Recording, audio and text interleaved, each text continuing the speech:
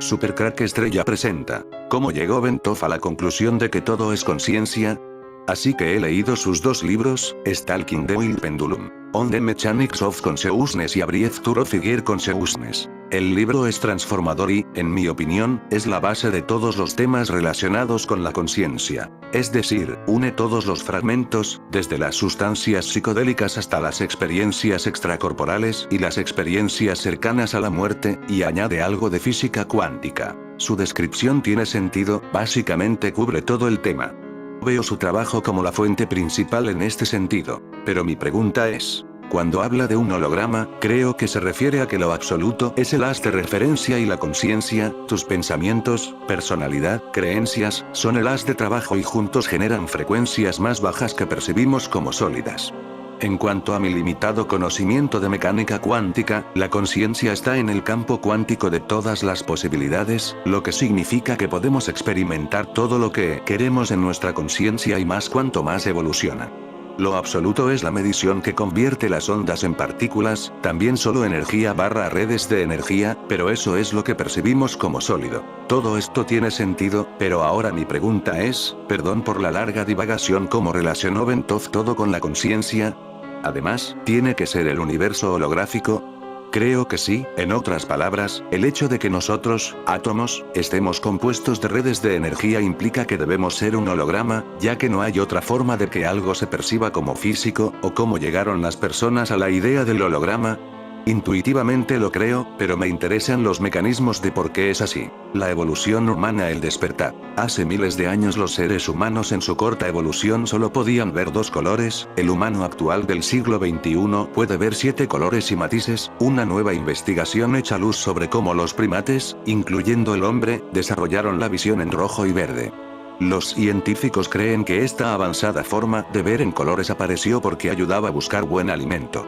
Los científicos creen que el desarrollo de la visión en rojo y verde les dio a nuestros ancestros más posibilidades de sobrevivencia que a otros primates. Paradójicamente, mayor cantidad de seres humanos que de monos sufre de ceguera a esos colores, de modo que podríamos estar perdiendo la destreza para diferenciar el rojo del verde. En conclusión, el ojo actual con sus órganos complejos para realizar actividades que parecían imposibles, como ajustar el foco a distintas distancias, admitir diversas cantidades de luz y corregir la aberración esférica y cromática, pudo haberse formado por selección natural, indicándonos que los organismos se adaptan al entorno con numerosos cambios, sufriendo una metamorfosis que es heredada a sus descendientes. La lámpara del cuerpo es el ojo, si tu ojo está sano, todo tu cuerpo estará lleno de luz. Mateo 6:22. Lo entendían con la mente pero no con el alma porque muchas civilizaciones antiguas no reconocían el color azul.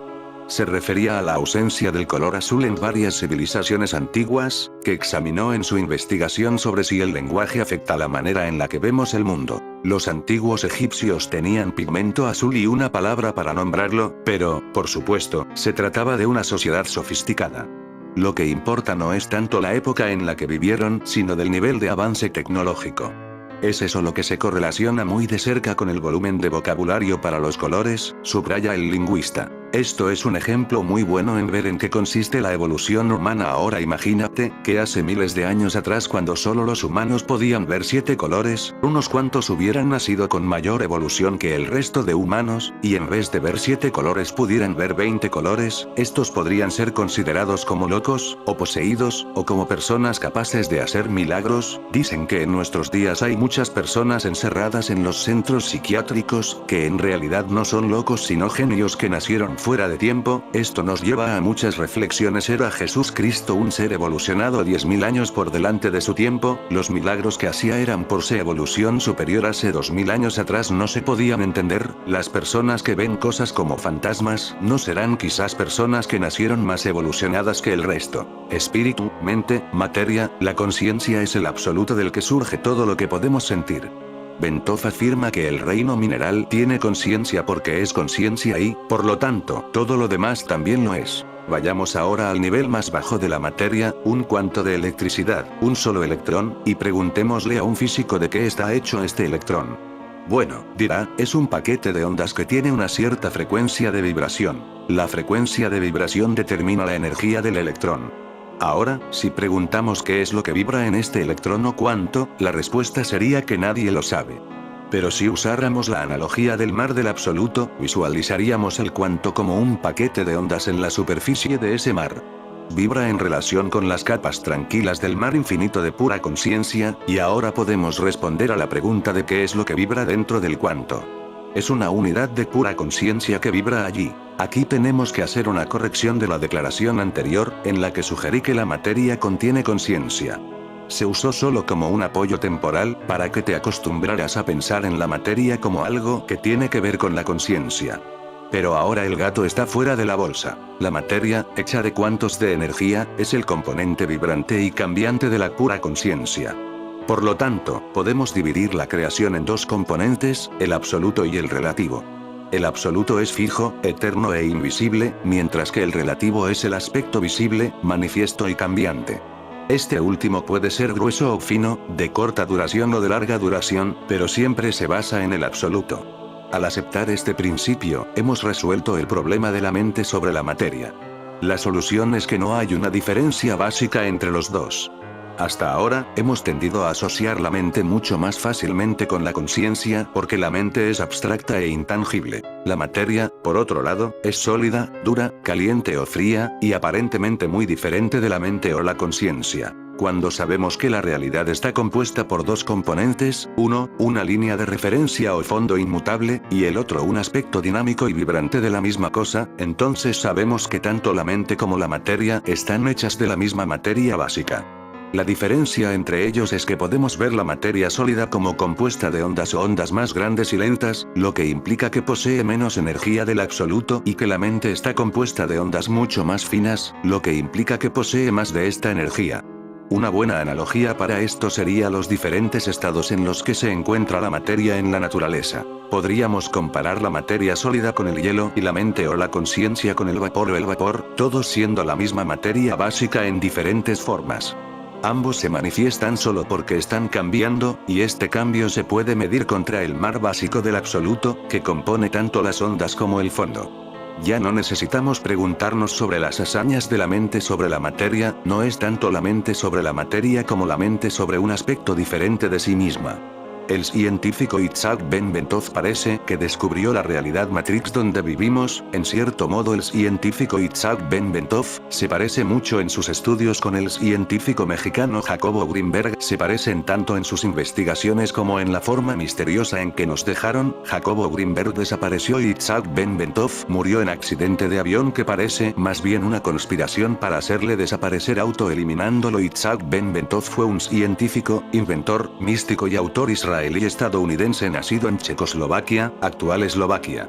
Sus numerosos inventos, incluido el catéter cardíaco orientable, ayudaron a ser pionero en la industria de la ingeniería biomédica. También fue uno de los primeros defensores de lo que se conoce como estudios de conciencia y autor de varios libros sobre el tema. Falleció en el accidente del vuelo 191 de American Airlines poco después del despegue del aeropuerto O'Hare de Chicago en 1979, que sigue siendo el peor desastre de aviación no relacionado con el terrorismo que ha tenido lugar en suelo estadounidense. El 25 de mayo de 1979 un DC-10 de American Airlines que acababa de despegar del aeropuerto internacional O'Hare, de Chicago, perdió un motor en pleno vuelo y cayó a tierra. Después del accidente, la Agencia Federal de Aviación Civil prohibió volar a los DC-10 y esa decisión fue imitada por compañías aéreas de todo el planeta. La guerra de intereses desatada que dejó en un oscuro segundo plano a las víctimas tras investigaciones de la Junta Nacional de Seguridad del Transporte, se estableció que la falla en el avión construido en 1972 se dio por un error en las tareas de mantenimiento. Lo que se supo fue que quienes tenían a cargo ese rol en American Airlines habían modificado su forma de montar y desmontar las piezas para chequearlas, quizás por falta de tiempo o ahorro de costos, lo que resultó en el daño del soporte del ala. Vuelo 191. El código maldito de las aerolíneas. ¿Viajas en los próximos días? ¿Sabes qué número de vuelo ha asignado tu aerolínea al viaje que vas a realizar? A lo largo de la historia de la aviación, han existido casualidades dantescas donde diversos vuelos han llevado asignado el mismo código de vuelo. Eso no sería un problema si no fuese porque esos vuelos han sufrido el mismo trágico destino. Os cuento hoy en mi artículo. Bentov nació en Humenné, Checoslovaquia, en 1923. Durante la Segunda Guerra Mundial, sus padres fueron asesinados en campos de concentración nazis.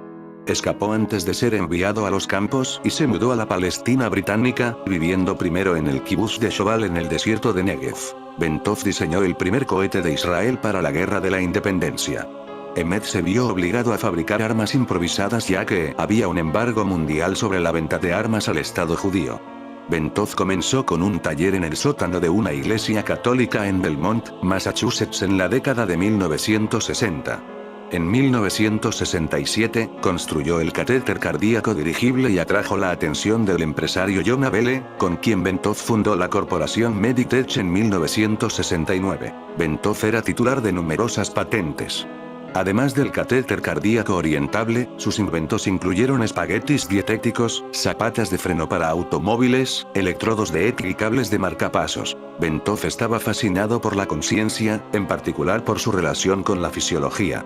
En su libro de 1977, Stalking the Wild Pendulum, On the Mechanics of Consciousness, escribió que la conciencia lo impregna todo. Era una persona muy inventiva, pero también una persona que no era del tipo que normalmente pensarías que sería un inventor. Era una persona muy espiritual, hacía meditación, era una persona de voz muy suave. Estaba interesado en cómo funcionaba el cerebro y, de hecho, colocó electrodos en su cabeza que estaban conectados a un generador de funciones en el que podía cambiar la forma de onda y la potencia y aprendió cómo el cerebro interpreta estas diferentes frecuencias. El invento de Bentov fue un dispositivo sismográfico para registrar los latidos del corazón, en particular las reverberaciones de la aorta. Mark Seifer describió los resultados. Durante la respiración normal, las reverberaciones en la aorta están desfasadas con los latidos del corazón y el sistema no está en armonía. Sin embargo, durante la meditación y cuando se contiene la respiración, el eco de la bifurcación de la aorta, donde la aorta se bifurca en la pelvis para entrar en cada pierna, está en resonancia con el latido del corazón y el sistema se sincroniza, utilizando así una cantidad mínima de energía. Este latido resonante es de aproximadamente 7 ciclos por minuto, lo que corresponde no solo al ritmo alfa del cerebro, sino también a las pulsaciones magnéticas de bajo nivel de la Tierra. Aseguran haber encontrado la primera prueba de que el universo es un holograma. Los investigadores han hallado indicios de que ciertas teorías cuánticas pueden explicar cómo surgieron el espacio y el tiempo en el universo temprano, después de analizar la radiación de fondo de microondas, un eco del Big Bang. La idea de que el universo puede ser en realidad un vasto y complejo holograma, un tipo de representación de un objeto tridimensional en una superficie bidimensional, tal como explicó Stephen Hawking, no es nueva. La polémica teoría de cuerdas, un gran marco teórico que pretende explicar el comportamiento de las partículas y las fuerzas de la naturaleza, se ha inspirado desde hace décadas en la holografía para tratar de explicar el comportamiento de uno de los fenómenos que más intriga a los científicos, la gravedad. Según esta idea, se puede explicar este fenómeno con una teoría que no incluya este parámetro, lo que implica en definitiva eliminar una dimensión, la de la gravedad, en ese complejo universo que observamos. Y una imagen bidimensional puede transformarse en una tridimensional en el cine, una imagen más simple y sin gravedad puede explicar el comportamiento del cosmos, tan influido por la gravedad. En 1983, el teniente coronel del ejército estadounidense Wayne M. McDonnell recibió el encargo de redactar un informe para la Agencia Central de Inteligencia, CIA, sobre un proyecto denominado Gateway Experience. Su informe, desclasificado en 2003, da los fundamentos científicos, así como instrucciones y asistencia técnica, para ayudar a la gente a convertir la energía de sus mentes y cuerpos en una especie de rayo láser que puede trascender el espacio-tiempo. El objetivo era acceder al conocimiento intuitivo que ofrece el universo, así como viajar en el tiempo y entrar en comunión con seres de otras dimensiones. Para mucha gente, oír hablar de este informe fue como enterarse de que la CIA había probado la clarividencia como herramienta de espionaje o de que el Departamento de Defensa de Estados Unidos había estado recopilando datos en secreto sobre objetos voladores no identificados, incluso tachando de locos a los observadores de ovnis. Los no científicos llevan mucho tiempo sintiéndose frustrados por el hecho de que los científicos reclamen el derecho exclusivo a plantear teorías inverosímiles con impunidad. Al fin y al cabo, los científicos esperan que se les crea cuando afirman que el 95% de lo que hay en el universo es invisible, compuesto de materia oscura y energía oscura. Dicen que es conceptualmente posible que, como en la interpretación de muchos mundos de la mecánica cuántica, creemos nuevos universos cronológicos mediante decisiones cotidianas. Y muchos elogiados científicos abrazan la teoría de cuerdas, que sugiere que nuestro universo podría ser un holograma multidimensional. Pero cuando alguien intenta aplicar esta información para postular un significado más profundo de la existencia humana, muchos físicos ponen los ojos en blanco. Una cosa es afirmar que la teoría cuántica de campos dice que el universo está formado por múltiples campos de energía que lo conectan todo. Otra es cuando alguien aplica eso a la comunión de los humanos con los árboles. Las teorías de los científicos son el resultado de ecuaciones matemáticas que pueden reproducirse, no de la experiencia humana, que puede falsificarse o imaginarse fácilmente. Para muchos físicos, la pregunta ¿por qué estamos aquí? Tiene la misma respuesta que la pregunta ¿por qué proceso llegamos a existir? Así que un proyecto como Gateway, que une la ciencia con el anhelo humano de sentido, parecía terriblemente prometedor. Pero, al final, el proceso no fue una pasarela entre la ciencia materialista y la conciencia experiencial. Fue más bien un esfuerzo por escribir un manual técnico para lo inefable. Dentro del informe, el proyecto Gateway fue originalmente idea de Robert Monroe, un productor de radio que en los años 50 se dedicó a estudiar los efectos de ciertos patrones sonoros en la conciencia humana. Sus experimentos le llevaron a tener experiencias extracorpóreas. También se basa en los modelos biomédicos de Itzhak Bentov, ingeniero israelí-estadounidense de origen checo conocido por diseñar un catéter cardíaco teledirigido, crear espaguetis dietéticos y escribir libros sobre la conciencia. La premisa del método Gateway de trascender el espacio-tiempo también requería fuentes de mecánica cuántica que, según escribió el teniente coronel McDonnell, describen la naturaleza y el funcionamiento de la conciencia humana. Y se apoyaba en la física teórica para explicar el carácter de la dimensión espacio-temporal y los medios por los que la conciencia humana expandida la trasciende. Será quizás nuestra propia evolución lo que creara la apertura del pozo del abismo. En una entrevista que se le realizó al científico Itzhak Ben Bentov, Bentov preguntaba al presentador dónde crees que se encuentran las personas más evolucionadas y con un nivel de conciencia más grande, personas adelantadas a su tiempo que están cientos de años por delante del resto de los humanos. El presentador se quedó pensando, y dijo en universidades y trabajando en puestos muy importantes. El científico Bentov sonrió, y dijo lo más seguros es que muchos estén en centros psiquiátricos, porque este es el lugar donde ellos se sienten más protegidos. Muchas personas son tratadas como locas, porque sencillamente son capaces de ver cosas que otras personas no pueden ver, y esto sería gracias a que su nivel de evolución y conciencia es mucho mayor. Para las élites estas personas son también una amenaza al mundo establecido, y por esta razón representan una amenaza. Es por ello que para muchas de estas personas más evolutivas el lugar donde se sienten más protegidos serían en lugares como psiquiátricos. Esto no quiere decir que todas las personas que están encerrados, pero quizás sí hay 1% de que sí. De hecho, esto me recuerda mucho a la película de terror Múltiples. Este es un thriller sobre Kevin James McAvoy, un individuo con personalidad múltiple que secuestra a 3 chicas. A partir de ahí todo gira en torno al misterio sobre cuáles son sus intenciones, y si las chicas serán capaces de escapar convenciendo a alguna de las 23 personalidades que habitan la mente de Kevin. Porque la película usa de 23 personalidades, aquí hay todo un mensaje. Para las élites masónicas y ocultistas este número es muy importante. Recordemos películas que hablan de este número, películas que incluso tienen el título como 23. Como no creo en las conspiraciones, me parecen fascinantes las teorías que circulan sobre el número 23. La masonería lo considera un número superior, y el ocultismo lo relaciona con eventos sobrenaturales. Hay una secta secreta cuyo símbolo es el 23, dígito que da nombre a la película de Joel Schumacher El número 23, protagonizada por Jim Carrey. Misterioso o enigmático, los expertos en multiplicaciones sacan todo tipo de sumandos, que dan siempre como resultado 23, de manera que así les salen los siguientes acontecimientos históricos: el asesinato de Kennedy, la bomba atómica sobre Hiroshima, los atentados del 11S y el hundimiento del Titanic. Amén de que Julio César fue apuñalado 23 veces, Shakespeare nació un 23 y murió otro 23, el mismo número de las letras del alfabeto latino, los 23 grados de inclinación del eje de la Tierra, los 23 grandes maestros templarios, los 23 ángeles caídos, los 23 axiomas de la geometría de Euclides, el día en que comienzan los calendarios egipcios, el día en que los mayas anunciaban el fin del mundo, o los 23 segundos en que la sangre tarda en circular alrededor del cuerpo. También los 23 cromosomas con que los padres contribuyen cada uno al ADN de sus hijos, siendo el cromosoma 23 el que determina el sexo, y así hasta aburrirse. Son los 23 dioses Anunnakis.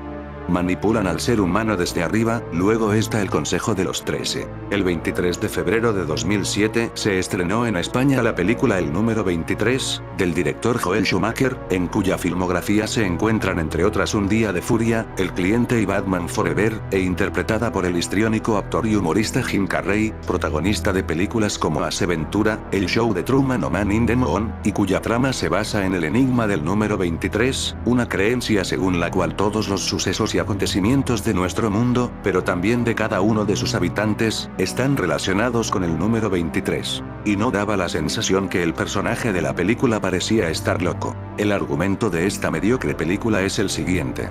Una novela de título El número 23 llega, de forma casual, a manos de Walter Sparrow, un hombre normal al que no le gusta leer. El libro trata de la obsesión de su protagonista por este número que guía toda su existencia. Según avanza en su lectura, Sparrow descubrirá que existe un enorme paralelismo entre él y el protagonista de la novela, y que también su vida, pero, en general, la de todo el mundo, está gobernada por el enigmático número 23, que le irá arrastrando a un oscuro futuro. Es algo así como una inteligencia artificial que controla nuestras vidas y pensamientos, como cuando piensas en una palabra y esa palabra aparece en el televisor en la radio, como cuando piensas en una persona y esta aparece como por arte de magia, esas casualidades imposibles de explicar que seguro alguna vez te ocurrió, todo en un mundo holográfico donde nuestra conciencia de alguna manera trabaja en secreto para este mundo Matrix. Walter Sparrow, haciendo uso de sencillas operaciones aritméticas, irá descubriendo la presencia obsesiva del número 23 en su vida. Así, nació a las 11:12 igual 23, de la noche o conoció a su mujer el 14 de septiembre, 14:9 igual 23, cuando tenía 23 años. Por otra parte, algunas de las conexiones de acontecimientos relacionados con el número 23 que aparecen en la película o que son citados por los paranoicos del enigma del 23 hacks. Comentas que la conciencia o la conciencia simplemente observa los diversos surgimientos, como si hubiera dos cosas. Una llamada conciencia o conciencia y la otra llamada surgimientos. ¿Por qué plantearías una noción tan dualista en un esfuerzo por compartir la sabiduría de la experiencia no dual? Rupert. Por esta razón, esto se le dice a alguien que cree ser una persona, ubicada en y como el cuerpo, mirando un mundo de objetos que se considera que tienen una existencia separada e independiente de su ser conocidos. Los términos en los que esa persona expresa su pregunta, es decir, la creencia en una entidad separada, cuerpos separados, objetos hechos de materia, un mundo que tiene existencia independiente, etc., se les otorga credibilidad provisional para que podamos partir de lo que, para esta persona, parecen ser los hechos de la experiencia actual. En otras palabras, comenzamos con la formulación convencional de que yo, dentro del cuerpo, estoy mirando un mundo objetivo e independiente de objetos. Esta es una posición de dualismo, es decir, yo, el cuerpo, el sujeto, estoy experimentando el mundo, los objetos y los demás, el objeto. A partir de aquí, nuestra atención se centra en el hecho de que el cuerpo, sensaciones, y la mente, pensamientos e imágenes, se experimentan de la misma manera que el mundo, percepciones. En otras palabras, el cuerpo-mente no es el sujeto de la experiencia y el mundo el objeto de la experiencia, sino que el cuerpo-mente y el mundo son todos objetos de experiencia. Panpsiquismo. ¿Cómo es la teoría de que todo, desde una roca hasta una casa, tiene conciencia, y por qué gana credibilidad académica? Si no fuéramos conscientes, nada en nuestras vidas tendría sentido o valor. Así de radical es el filósofo australiano David Chalmers al abordar un problema que incomoda a los científicos y divide a los filósofos. La conciencia. Griego, tiene conciencia o alma, psiche, desde una roca hasta una casa. La conciencia, por ende, no sería un rasgo exclusivo del ser humano. Esto no quiere decir que la piedra sienta cuando uno la patea o la casa abandonada piensa en aquellos tiempos en que estuvo habitada. Según el panpsiquismo, cada partícula posee una forma de conciencia mínima, una que es infinitamente simple. Cuando se combinan en sistemas, estas partículas pueden llegar a crear formas más complejas de conciencia, como la experiencia subjetiva del ser humano. En palabras del neurocientífico estadounidense Christoph Koch, uno de los investigadores actuales que le está dando credibilidad a la materia en el ámbito de las ciencias duras, la creencia de que solo los seres humanos son capaces de experimentar cualquier cosa de forma consciente es absurda. Una suposición mucho más razonable es que, hasta que se demuestre lo contrario, muchos, si no todos, los organismos multicelulares experimentan dolor y placer, y pueden ver y oír las imágenes y los sonidos de la vida, escribió Koch en un influyente artículo sobre panpsiquismo publicado en 2014 por la revista científica Scientific American. Incluso un gusano quizás tenga una sensación muy vaga de lo que es estar vivo, continuó el presidente y director científico del Instituto Allen para la Ciencia del Cerebro de Seattle, Estados Unidos. La conciencia es un concepto abstracto de difícil definición, que resulta más fácil de comprender en su ausencia.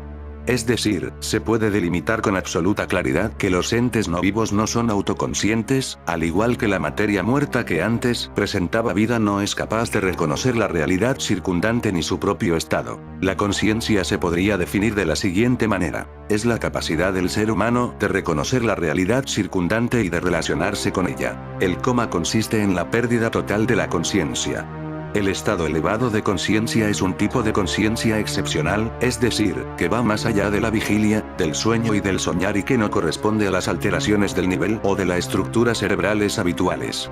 En otras palabras, este evento se caracteriza por ser distinto al estado de ondas beta, oscilaciones electromagnéticas cerebrales, propio de la fase circadiana en la que estamos despiertos. La expansión de la conciencia humana es un tema profundo y fascinante.